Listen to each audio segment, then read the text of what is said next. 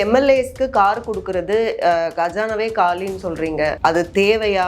இன்னொன்னு சீமான் அவர்கள் சொல்றது வந்து இந்த வகையில நீங்க வந்து அவங்களுக்கு கையூட்டு கொடுக்குறீங்க. ஏன்னா கார் கொடுத்துட்டீங்கன்னா உங்களை எதிர்த்து அதுக்கப்புறம் அவங்களால எதுவும் பேச முடியாது, அந்த எண்ணத்துல தான் நீங்க காரே கொடுக்குறீங்க. குற்றச்சாட்டை வைங்க. அது சீமான் சொல்றாருன்றது தான் எனக்கு மிகப்பெரிய ஒரு ஆச்சரியமாகவும் கேள்விக்குறியாகவும் இருக்குது. திரள் நிதி திரட்டிட்டு நான் 1.5 கோடி ரூபா 2 கோடி ரூபா பென்ஸில் தான் GL 400 போவேன், என் ஒய்ஃப் ரேஞ்ச் ரோவரில் தான் போவாங்க. இப்போ அடுத்த எலெக்ஷன் எப்போ வரட்டும்னு அண்ணன் பார்த்துக்கிட்டே இருப்பதற்கு ஒரே காரணம் திரள் நிதி திரட்டுவதற்கு தான். மக்களை பற்றினதெல்லாம் இல்லை, நான் மட்டும்ன்றாரு. போயிருக்க வேண்டியதானே உள்ள, தான் மட்டும் போயிருக்க வேண்டியதானே, சட்டமன்றத்தை அலற விட்டுருக்க வேண்டியதானே, உங்களுடைய கேள்வி கணைகளால் தொலைச்சிருக்க வேண்டியதானே. டீலிமிட்டேஷனை பற்றி இன்னைக்கும் விவாதங்கள் போயிட்டே இருக்கு. அதாவது தாவேக்காவோட நிலைப்பாடு தென்மண்டல முதலமைச்சர்கள் மாநாடு வரும்போது விஜய் அவர்கள் மாத்திக்கிட்டாங்க. டீலிமிட்டேஷன்ல அவர் பேசிய அந்த தென்னிந்திய முதல்வர்களுடைய மாநாட்டில் முதல்வர் இதை தான் பேசினார்னு ஏதாவது அறிக்கை கொடுத்துருக்காங்களா? தாவேக்கா அதிகாரப்பூர்வமா அதை அறிவிச்சிருக்குதா? இப்படியெல்லாம் வர்றதுனால தான் சிஎம் அவர்கள்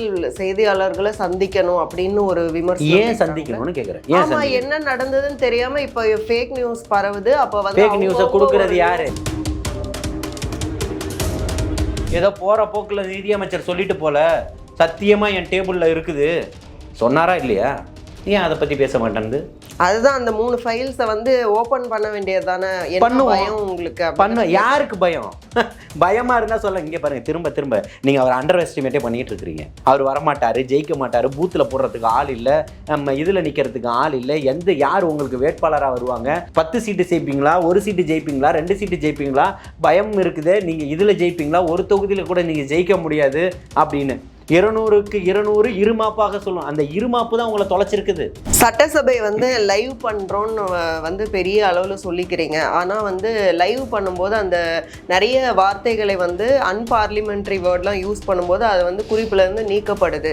ஆனாலும் அந்த இது லைவ்ல போறதுனால எல்லாரும் பார்க்க தானே செய்யறாங்க. நீங்க நீக்கு மட்டும் என்னன்னு சபாநாயகர்கிட்ட எதிர்கட்சி தலைவர் சண்டை போடுறாங்க. நான் என்ன சொல்றேன், நீங்க பேசக்கூடிய எல்லா வார்த்தைகளையுமே சென்சார் பண்ணி போடுறதுக்கு நீங்க எப்படி கடந்த காலங்கள்ல இது நேரலையில ஒளிபரப்பப்படும்னு திமுக தேர்தல் அறிக்கையில கொடுத்தீங்களா இல்லையா? அதுக்குதான் கொடுத்தீங்களா இல்லையா? ஆமா இல்ல சொல்லுங்க.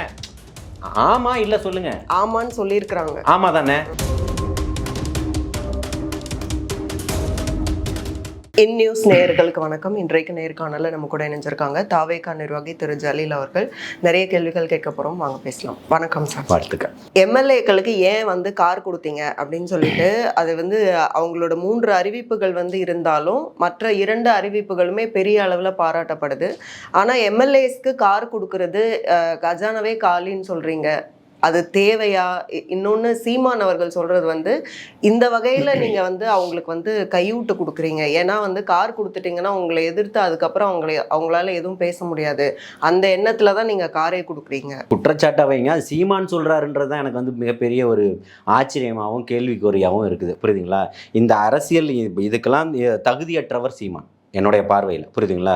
மக்கள்கிட்ட போராட்டத்துக்காகவும் இப்போ அரசியலில் நிலை நிற்பதற்காகவும் மக்கள்கிட்ட கொண்டு போய் சேர்ப்பதற்காகவும் திரள் நிதி திரட்டிட்டு நான் 1.5 கோடி ரூபா 2 கோடி ரூபா பென்ஸில் தான் GL 400 போவேன், என் ஒய்ஃப் ரேஞ்ச் ரோவரில் தான் போவாங்க அப்படின்றதையும், நான் 3 லட்ச ரூபா வீடு வாடகைக்கு இருப்பேன், தமிழ்நாட்டில் படிக்கிறதுக்கு என் பிள்ளைகளுக்கு பள்ளியே இல்லை, அதனால் நான் அமெரிக்க நிறுவனத்தால் நடத்தப்படக்கூடிய பள்ளிகளில் ஒரு வருடத்திற்கு 25 லட்சம் செலவு செய்யக்கூடிய பள்ளிகளில் தான் கொடுப்பேன்னு சொல்லக்கூடிய தலைவர் இந்த தமிழ்நாட்டை நேசிக்கக்கூடிய தலைவன் இல்லை.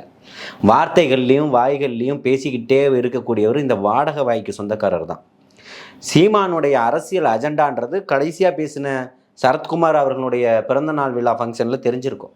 நயினார் நாகேந்திரனும் ஒன்று தான், சரத்குமாரும் ஒன்று தான், நாங்களும் ஒன்று தான், திமுக பங்காளிகள் தான், அவங்க ரத்தம் தான் எங்கள் உடம்புல ஓடுது. புரியுதுங்களா? இது எல்லாமே இவங்களுக்குள்ள இருக்கக்கூடிய இப்போ அடுத்த எலெக்ஷன் எப்போ வரட்டும்னு அண்ணன் பார்த்துக்கிட்டே இருப்பதற்கு ஒரே காரணம் திரள் நிதி திரட்டுவதற்கு தான். மக்களை பற்றினதெல்லாம் இல்லை. ஏன் மக்களை பற்றி சிந்திச்சு எங்கேயோ ஒரு 10 இடத்துல போட்டிக்கிட்டு 10 இடத்துல 4 இடத்துல ஜெயிச்சிருக்கலாமே? ஏன் இந்த தொலைநோக்கு பார்வை இல்லை? நான் மட்டும்ன்றாரு. போயிருக்க வேண்டியதானே உள்ள, தான் மட்டும் போயிருக்க வேண்டியதானே, சட்டமன்றத்தை அலற விட்டுருக்க வேண்டியதானே, அதுக்கு உங்களுடைய கேள்வி கணைகளால தொலைச்சிருக்க வேண்டியதானே? மக்களுக்கு, சாமானியர்களுக்கு, அடிப்படையில் இருக்கக்கூடியவர்களுக்கு உரிமைகளை பெற்றுக் கொடுத்திருக்க வேண்டியதானே? அங்க தவறு அப்படின்னு ஒண்ணு நடக்கும்போது அதை எதிர்த்து கேள்வி கேட்க வேண்டியதானே? இருந்த உங்களுடைய கட்சியில இருந்தக்கூடிய அத்தனை வேட்பாளர்களையும் இருக்கக்கூடிய எதிர்த்து போட்டியிட்ட திமுக, அண்ணா திமுக வேட்பாளர்கள்ட்ட சமரசமாக போக சொன்னது நீங்க தானே. உங்களுடைய வேட்பாளர்கள்லாம் பேட்டி கொடுத்தாங்களே, மறந்துட்டீங்களா சீமான்னு கேட்கிறேன். இதனால இந்த விஷயத்தை பேசுறதுக்கு சீமானுக்கு அருகதை இல்லைன்னு சொல்றேன். புரியுதா? நான் திருப்பியும் என்ன சொல்றேன்னா, ஒரு சட்டமன்ற உறுப்பினர் கோரிக்கையை வைக்கிறார். தமிழக முதல்வர் வந்து தானாக முன் வந்து எல்லாருக்கும் கார் கொடுக்குறேன்னு சொன்னாரா? யாருக்கிட்டையும் கார் இல்லையா? கே.என். நேரு என்ன கார்ல போயிட்டு இருக்கிறாரு? உதயநிதி என்ன கார்ல போயிட்டு இருக்கிறாரு? அதனாலதான் இல்ல, நாங்க என்ன கேட்கிறோம் சொல்றாங்க.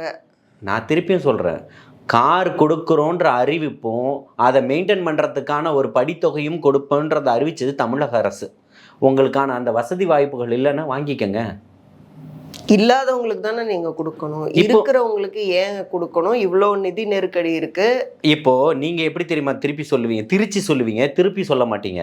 அவர்களுக்கெல்லாம் கொடுக்குறீங்களா? இப்போ நீங்க முதல்ல கேட்டீங்கல்ல, அவங்களெல்லாம் நீங்க கையில் எடுத்துக்கிறீங்களா அப்படின்னு சொல்லிட்டு. அந்த அவசியம் தமிழக வெற்றி கழகத்துக்கு இல்லை. புரியுதுங்களா? இப்போ அண்ணன் ஆதவர்ஜுனா அவர்கள் இருக்கிறாங்க. இவர் இப்போ நம்ம உணவுத்துறை அமைச்சர் இருக்கிறாரு. இது போக இன்னும் நிறைய பேர் இருக்கிறாங்க. என்ன, அவங்களுக்கு வந்து இப்போ சில சட்டமன்ற உறுப்பினர்களுக்கு கார் இருக்குது. அவங்க கேட்க போகிறாங்களா? இல்லை. கார் இல்லாதவங்க வாங்கிக்கங்க. அதுதானே பிரச்சனை. நீங்க எல்லாருக்கும் சொல்லும் போது எதுக்கு எல்லாருக்கும் கொடுக்குறீங்கன்னு தானே. நீங்க எல்லாம் கார் சட்டமன்ற உறுப்பினர்களுக்கு தரப்படும்ன்ற அறிவிப்பு தான் கொடுத்துருக்காரு. யார் தேவையோ வாங்கிக்கங்கன்னு தான் சொல்றாரு. எல்லாருக்கும் உங்களுக்கு தேவையில்லைல்ல, விட்டுருங்க. அதை போட்டு ஏன் டிபேட் பண்றீங்க? உங்கள்கிட்ட கார் இருக்கு, வசதி வாய்ப்புகள் இருக்கு. நீங்க பல கோடிக்கு கிட்னியை திருடி வித்துக்கிட்டு இருக்கிறீங்க. நீங்க ரேஞ்ச் ரோவர் வாங்குறதுக்கு, ரோல்ஸ் ராய்ஸ் வாங்குறதுக்கும் அடி போட்டுக்கிட்டு இருக்கிறீங்க. உங்களுக்கு இல்ல. சாதாரண சாமானிய எளிய மக்களை கொண்டு போய் தொடர்பு படுத்தக்கூடியவனுக்கு, மக்களுக்கும் சட்டமன்றத்துக்கும் ஒரு விஷயத்தை நடத்தக்கூடியது. மாணிக்க கோரிக்கைகள்ல என்ன பேச வேணும், தமிழக முதல்வர்கிட்ட எப்படி கொண்டு போய் அந்த விஷயத்தை சேர்க்கணும், சம்பந்தப்பட்ட துறைகள்ல எப்படி அந்த விஷயத்தை நிலைநாட்டணும், சம்பந்தப்பட்ட துறையில இருந்து அந்த மக்களுக்கு தேவையான வசதிகளையும் வாய்ப்புகளையும் எப்படி வாங்கி கொடுக்கணும்னு சாதாரணமாக மக்களுக்காக யோசிக்கக்கூடிய ஒரு சாதாரண எளிய சட்டமன்ற உறுப்பினருடைய கனவு. அவ்வளவுதான். நீங்க வந்து அரசியலை பார்க்காதீங்க. அதை வந்து அதிகாரமா ஏன் பாக்குறீங்க? பிரச்சனை வந்து ஏழைகளா இருக்கிறாங்க, முதல் முறையா வந்திருக்கிறாங்க. அந்த ஒரு சட்டமன்ற உறுப்பினர் சொன்ன மாதிரி ஆட்டோல வராருன்னா அவருக்கு கொடுக்கறதுல எந்த பிரச்சனையும் யாரும் சொல்லல. ஆனா எல்லாருக்கும்னு சொல்லும் போது தானே இப்ப பிரச்சனை வருது. எங்களுக்கு வேண்டாம்னு திமுக சொல்லுங்க. அட சொல்லுங்க, வேண்டான்னு சொல்லுங்க. நான் என்ன கேட்கிறேன், உலகத்தரம் வாய்ந்த சிகிச்சை, உலகத்தரம் வாய்ந்த எல்லா மருத்துவமனைகளும் கட்டிட்டோன்னு மாசு சொன்னாரா இல்லையா? தமிழகத்தில் கலைஞர் பல்நோக்கு மருத்துவமனையாக இருக்கட்டும், ஓமந்தூரார் மருத்துவமனையாக இருக்கட்டும், ராஜீவ்காந்தி சிறப்பு மருத்துவமனையாக இருக்கட்டும், இப்படி பல்வேறுபட்ட மருத்துவமனைகள் தமிழ்நாட்டில் உலகத்தரம் வாய்ந்த சிகிச்சைகள் தமிழக மக்களுக்கு கிடைச்சிக்கிட்டு இருக்கு. தமிழ்நாடு அதில் முன்னோடியாக இருக்குதுன்ற அறிவிப்புகளை கடந்த காலங்களில் முதல்வரும் துணை முதல்வரும் சுகாதார மக்கள் நல்வாழ்வுத்துறையினுடைய அமைச்சர் மா சுப்பும் கொடுத்தாங்களா இல்லையா? கொடுத்துருக்காங்கல்ல. ஏன் அவருக்கு உடம்பு சரியில்லைன்னு ஒன்றா போய் அப்போலோவில் போய் சேர்ந்தாரு? இதெல்லாம் உங்களுக்கு தான், அவருக்கு இல்லை. அதே மாதிரி கார் யாருக்கு தேவையோ அவங்களுக்கு தான், உங்களுக்கு இல்லை. புரியுதா உங்களுக்கு? கார் யாருக்கு தேவையோ அவங்களுக்கு தான். அவர் தான் ரொம்ப எளிமையாக சொல்கிறாரு, மக்களை போய் சந்திக்க முடியல, உள்ளே வர முடியல, எங்களுக்கு நாங்கள் போய் பார்க்குறதுக்கு இந்த மாதிரி வாடகை காரில் தான் இங்கே வந்துக்கிட்டு இருக்கிறோம். மக்களை போய் பார்க்கணும், சந்திக்கணும், கொள்ளணும்னா இவ்வளோ வசதிகள் இருக்குது, இவ்வளோ பிரச்சனைகள் இருக்குது. சீமான் அண்ணனுக்கு தேவைன்னா அவர் எல்லாத்தையும் மாற்றிப்பார். ட்ரோன் விட்டு பறக்க விட்டு மாடு மேய்ச்சிருவார். என்ன சாத்தியமா? அப்படியே 10,000 ஏக்கரில் அப்படியே ஆடு மேய்ப்பாரா? 10,000 50,000 ஏக்கரில் அப்படியே மாட்டுக்கு புல்லு போட்டு வரோம். எந்த நாட்டுக்கும் இல்லாத ஒரு உயர்ந்த சிந்தனை அவருக்கு வந்துருச்சு. அடுத்து டீலிமிட்டேஷனை பத்தி இன்னைக்கும் விவாதங்கள் போயிட்டே இருக்கு. அதாவது தாவேகாவோட நிலைப்பாடு வந்து தென்மண்டல முதலமைச்சர்கள் மாநாடு வரும்போது விஜய் அவர்கள் வந்து மாத்திக்கிட்டாங்க அப்படின்னு அது வந்து ஃபேக் நியூஸா கூட இருக்கலாம். அப்படி வந்து ஒரு விஷயத்த பரப்பும் போது திமுகவோட ஸ்டாண்ட் என்ன அப்படிங்கிறது குழப்பமா இருக்கு. ஏன்னா அவங்க வந்து ஃபேர் டீலிமிட்டேஷன் வேணும்னு அந்த முதலமைச்சர்கள் மாநாடுல விஜய் அவர்கள் கேட்டதாகவும், நேத்தே வந்து பத்திரிகையாளர்கள் நிறைய பேர் வந்து பிரஸ் மீட்ல எல்லாரையும் கேட்க ஆரம்பிச்சிட்டாங்க, ஏன் வந்து தாவேகா நிலைப்பாட்டை வந்து மாத்தி இருக்கு அப்படின்ட்டு. அப்ப மாத்தி இருக்கா, 543 தான். ஊடகங்கள் திருப்பியும் சொல்கிறேன், ஊடகங்கள் ஆண்டவர்களால் அதிகாரம் படைத்தவர்களால் கையாளப்படுதுன்றது நம்ம ஏற்கனவே பேசிக்கிட்டு இருந்தோம். இப்போ இந்த 30 நாளையில் இந்த 100 நாளில் வந்த உடனே தாவேக்கு அரசு வந்த உடனே எல்லா சேனல்களும் நீங்கள் சொல்கிறது தான் போடுவோன்றதெல்லாம் இல்லை. புரியுதுங்களா? இன்னும் ஆண்டவர்களுக்கு, ஆண்ட பரம்பரைகளுக்கு, மன்னர் பரம்பரைகளுக்கு இன்னும் கையால் வேலைகளை தான் பார்த்துக்கிட்டு இருக்கிறாங்க பல ஊடகங்கள். புரியுதுங்களா? சில ஊடகங்கள் தர்மத்தின் அடிப்படையில் மக்களுடைய பிரச்சனை எடுக்குது, பேசுது, கொண்டு போய் விஷயங்களை சொல்லிக்கிட்டு இருக்குது. ஆனால் பல ஊடகங்கள் அப்படி இல்லை. நான் என்ன கேட்குறேன்னா, டீலிமிட்டேஷனில் அவர் பேசிய அந்த தென்னிந்திய முதல்வர்களுடைய மாநாட்டில் முதல்வர் இதை தான் பேசினார்னு ஏதாவது அறிக்கை கொடுத்துருக்காங்களா? தாவேக்கா அதிகாரப்பூர்வமாக அதை அறிவிச்சிருக்குதா? இல்லை இங்கே வந்தார் அமித்ஷா அவர்கள், அவர் இப்படிப்பட்ட ஒரு சூழல் ஏற்பட்டது, முதல்வர் விஜய் அவர்கள் இந்த துணைத் தலைவராக இருக்கிற இந்த இதுக்கு தலைவராக போடப்பட்டிருக்க இவர் இதை அங்கீகரிச்சிருக்கிறாரு, இதை ஏற்றுக்கிட்டு இருக்கிறாருன்னோ, இல்லை டிகே சிவகுமார் அவர்கள் இதை தமிழக முதல்வர் இதை அங்கீகரித்தார், அதனால் நாங்கள் இதை அங்கீகரிச்சிருக்கோம், இல்லை அவர் அங்கீகரிக்கலை நாங்கள் அங்கீகரிச்சிருக்கோம்னு ஏதாவது பேட்டி கொடுத்துருக்காங்களா? இப்படியெல்லாம் வர்றதுனால தான் சிஎம் அவர்கள் செய்தியாளர்களை சந்திக்கணும் அப்படின்னு ஒரு விமர்சனம். ஏன் சந்திக்கணும்னு கேக்குறேன். ஆமா, என்ன நடந்ததுன்னு தெரியாம இப்ப ஃபேக் நியூஸ் பரவுது. அப்ப ஃபேக் நியூஸ கொடுக்கிறது யாரு? ஃபேக் நான் என்ன கேக்குறேன், ஃபேக் நியூஸ கொடுத்தவங்கள இந்த இந்த கட்சிகளும் இந்த ஊடகங்களும் திரும்ப என்ன பண்ணிச்சு இது வரைக்கும் சொல்லுங்க. ஃபேக் நியூஸ் கொடுத்ததை அன்னைக்கு சேப்பாக்கத்தில் இறங்கி போராட்டம் பண்ணீங்களா இல்லையா? உங்களுடைய சேனல் அதில் டெலிகாஸ்ட் ஆகல, அரசு கேபிளில் வரலன்னு சொல்லிட்டு போராட்டம் பண்ணீங்களா இல்லையா? திமுக ஆட்சியில் பண்ணீங்கல்ல. அதே மேனேஜரை கூப்பிட்டு, மேலாளரை கூப்பிட்டு அதை இப்போ மாற்றி பேச வச்சது யார்? அந்த திமுக தானே. உங்கள்கிட்ட ஆட்சியும் அதிகாரமும் பலமும் இருக்குதுன்னு ஆடிக்கிட்டு இருந்தீங்க. பல முறை கோடிட்டு காட்டியிருந்தேன். அத்தனையும் மண்டியிடும் தலைவர் தளபதி கிட்டன்னு சொல்லியிருந்தேன். இன்றைக்கி அதுதான் நிலை. அந்த நிலை இன்றைக்கி சாமானியவர்களுக்கு எளிமையாக கிடச்சிக்கிட்டு இருக்குது. இன்றைக்கி உங்களுடைய செய்திகள் ஏன் நான் திரும்பவும் என்ன கேட்குறேன், அதனால செய்தியை தாவேக்கா அதிகாரப்பூர்வமாக உங்களுக்கு செய்திகள் கொடுத்துருக்கா? இல்லை. விவாதிங்க, முதல்வர் விவாதிங்க. ஓப்பனா சொல்லியிருக்காருல்ல, ஏதோ போற போக்குல நிதியமைச்சர் சொல்லிட்டு போல சத்தியமா என் டேபிள்ல இருக்குது சொன்னாரா இல்லையா? ஏன் அதை பத்தி பேச மாட்டேங்குது? அதுதான் அந்த 3 ஃபைல்ஸை ஓபன் பண்ண வேண்டியதுதானே. என்ன பயம் உங்களுக்கு? பண்ண யாருக்கு பயம்? பயமா இருந்தா சொல்ல. இங்க பாருங்க, திரும்ப திரும்ப நீங்க அவர் அண்டர் எஸ்டிமேட்டே பண்ணிட்டு இருக்கிறீங்க. அவர் வரமாட்டார், ஜெயிக்க மாட்டார், பூத்தில் போடுறதுக்கு ஆள் இல்லை, இதில் நிற்கிறதுக்கு ஆள் இல்லை, யார் உங்களுக்கு வேட்பாளராக வருவாங்க, 10 சீட்டு ஜெயிப்பீங்களா, 1 சீட்டு ஜெயிப்பீங்களா, 2 சீட்டு ஜெயிப்பீங்களா, பயம் இருக்குது, நீங்கள் இதில் ஜெயிப்பீங்களா, ஒரு தொகுதியில் கூட நீங்கள் ஜெயிக்க முடியாது அப்படின்னு 200க்கு 200 இருமாப்பாக சொல்லும். அந்த இருமாப்பு தான் உங்களை தொலைச்சிருக்குது. 200க்கு 200 இருமாப்போடு சொல்கிறோம்னு சொன்னீங்கல்ல, இன்னைக்கு நீங்கள் தடம் தெரியாமல் போயிட்டீங்க. முன்னாள் முதல்வர் மு.க. ஸ்டாலின் அவர் இருமாப்பு ஏன் வந்தது? உங்களுடைய மக்களையும் சாதாரண எளிய பிள்ளைகளையும் பார்ப்பதற்கு. இன்னைக்கு சாதாரண மக்கள் இன்னைக்கு உட்காந்துக்கிட்டு இருக்கிறாங்க. சட்டசபை லைவ் பண்றோம்னு பெரிய அளவுல சொல்லிக்கிறீங்க. ஆனா லைவ் பண்ணும்போது அந்த நிறைய வார்த்தைகளை அன்பார்லிமெண்ட்ரி வேர்ட்லாம் யூஸ் பண்ணும்போது அது குறிப்புல இருந்து நீக்கப்படுது.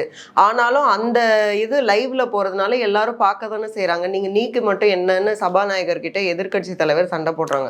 அப்போ ஒரு விஷயம் டெலிகாஸ்ட் ஆகுது அப்படின்னு சொன்னா அங்க நடக்கக்கூடிய சம்பவங்கள் டெலிகாஸ்ட் ஆகும்.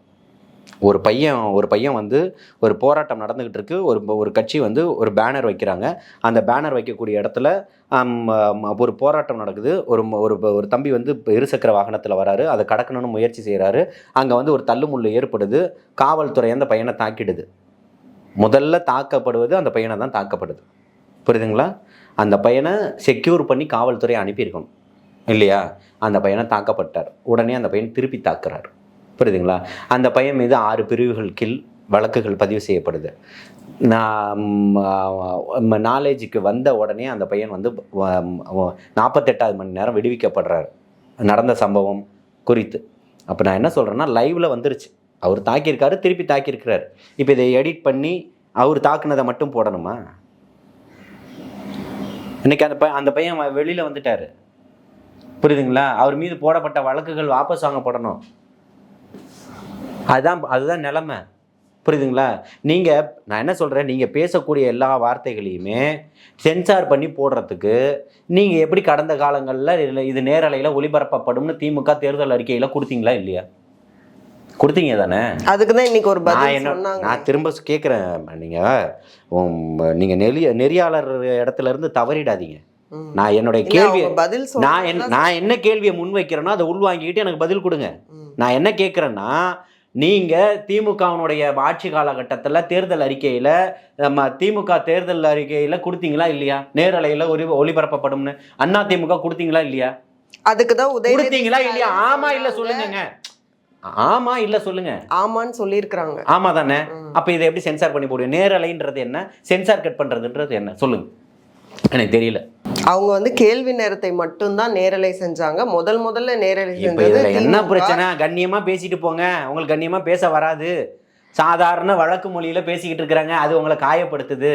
நீங்க சிலப்பதிகாரமும் குண்டலகேசியும் சீவக சிந்தாமணியும் பேசணும்னு நினைக்கிறீங்க, அது இங்க இல்ல, உங்களுக்கும் தெரியல. பெரியாருடைய கொள்கையை பேச போறீங்களா?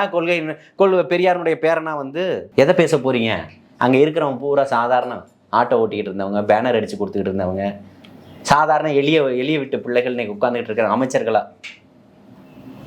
நண்பர் ராஜ்மோகன் யாரு? மிகப்பெரிய கோடீஸ்வரர் வீட்டு பிள்ளையா? சாதாரண வீட்டு பிள்ளை என்னுடைய நண்பர். என்ன சகோதரி ஜெகதீஸ்வரி யாரு? அண்ணன் புஷியானந்த் அண்ணன் இப்ப எந்த இடத்துல உட்கார வச்சு பார்த்துக்கிட்டு இருக்கிறாரு? நேற்று சொல்றாரு, எங்களுக்கு இந்த இடத்த கொடுத்திருக்கிறது எங்களுடைய தலைவர் தளபதி அவர்கள் தான் சொல்லிட்டு. சிஎம் அவர்களை பற்றின புகழுரைகள் தான் நிறைய இருக்கு. சட்டமன்றத்துல வந்து என்ன பேசணுமோ அதை தாண்டி வந்து நிறைய கட்சி சார்ந்து சிஎம் வந்து புகழ்றதுல தான் வந்து மெயினா எல்லா தாவேகா உறுப்பினர்களும் அமைச்சர்களும் கூட அப்படிதான் வந்து பேசுறாங்க. அதை வந்து குறைச்சிக்கணும்னு சிஎம் அவர்களே சொல்ற அளவுக்கு வந்து ஏன் இருக்காங்க தாவேகா? நான் என்ன கேட்குறேன்னா, தாவேகா காரங்களுக்கு அறிவுரை சொல்லிட்டாரு தலைவர் தளபதி அவர்கள். திமுக காரங்களுக்கும் அண்ணா திமுக காரங்களுக்கும் எப்போ அறிவுரை சொல்ல போறீங்க? அன்னைக்கு திமு ராஜேந்திரன் கடையநல்லூரில் என்னை எதிர்த்து போட்டியிட்ட மதிமுக கட்சியில இருந்து திமுக சின்னத்தில் போட்டியிடக்கூடியவர் ஸ்டாலின் அவர்களுக்கு இவ்வளவு நீள புகழாரம் கொடுக்குறாரு. நிறுத்தியிருக்கணும்ல, சபாநாயகர் நிறுத்தலையே, கண்ணியத்தை தானே கடைபிடிச்சிருக்கிறாரு, உங்களுக்கான நேரத்தை கொடுத்துருக்கிறாருல, நீங்கள் பேசுங்கன்னு சொல்லி தானே அழகு பார்க்குறாரு. நான் மிகப்பெரிய சொற்பொழிவாளன், இருந்துட்டு போங்க, காசு கொடுத்து தான் ஜெயிச்சிருக்கீங்க. மனசாட்சி உறுத்தி இல்லை உங்களுக்கு, திமுகவில் இருக்கிறவங்களுக்கு இருக்க போகிறது கிடையாது. உறுத்தி இருந்தால் நீங்கள் வந்து ராஜினாமா பண்ணியிருக்கணுமே, பண்ணணும் தானே? பண்ணுவாங்களா? சரி, ஸ்டாலின் அப்படியே எங்கள் தாத்தா இப்படி எங்கள் அப்பா இப்படி அப்படியே புகழாரம் சூட்டுறாரு, சேகர் பாபு சூட்டுறாரு, நேரு சூட்டுறாரு.